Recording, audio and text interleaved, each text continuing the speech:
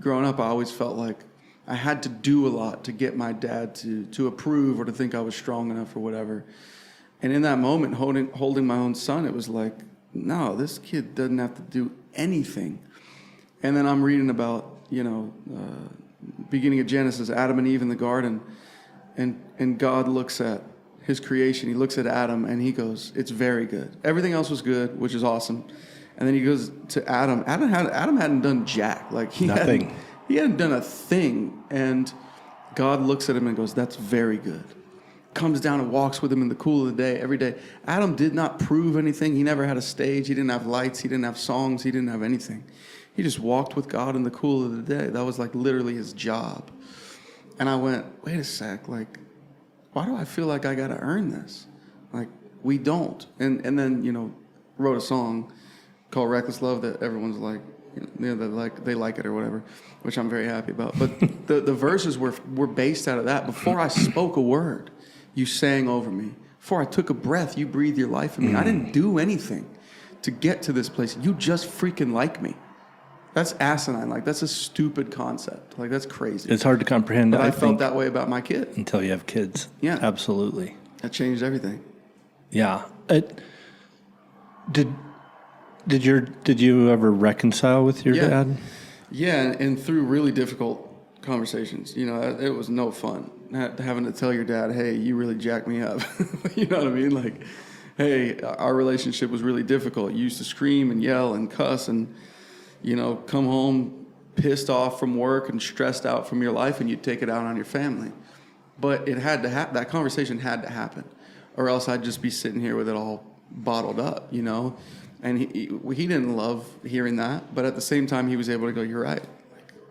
You're right. I shouldn't have done that. That was messed up. And apologize and repent. And that's when I think, reconciliation can take place, but it's through really difficult conversations. Yeah, I've had to do that myself with my mom, who left, and I stayed with my dad. And then it was the scariest thing I've ever done. And since then, because I've talked about it on here, I've encouraged and helped a lot of guys walk through that hard conversation. But the healing that happens in the midst of having the courage to go to your dad or mom and have that conversation is so freeing and powerful. And also, we don't have the control of the outcome of that conversation. So as you know, you have to be pretty careful going into it with your expectations.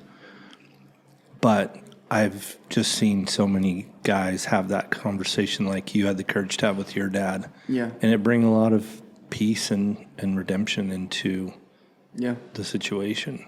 Yep. But it does suck. It's hard. It's real hard. Yeah. But that's how God works, man. Yeah, it's scary, hard things. I think peace always tends to be on the other side. It's like some kingdom principle or something. Because I've never found it to not be the case. Yeah. Yeah, I mean, you only grow through the difficult. I find in my life, I coast. When life's easy, man, I'm just chilling and I'm coasting. I'm not really growing, and my heart's not, enlarging in love or whatever. It's like, then all of a sudden you go through something really difficult and you're like, oh my God, we came out on the other side of that, and our relationship is so much deeper. Whether it's with your family, your wife, your kids, or God, it's like, I think that's how he designed it. That's James 1, count it all joy. Oh, when you fall into various trials. And I'm like, I hate that. Like, that sucks. But you come out, maybe it takes a long time, but you come out on the other side eventually. You're like, damn, I got something to say now. I experienced that, and I learned a lot from that. That's where I've grown the most in my life. Yeah, same. Like, James 1's my life verse, so it's funny you said that, because I've had to cling to that through a lot of my life. Yeah. But it is true, I think, that had you not experienced the things that you've experienced, you're writing a much different song. Absolutely. Right? 100%. And that's the power of our story. Yep. And how we communicate that. It can be used for good. But you got to stick in it.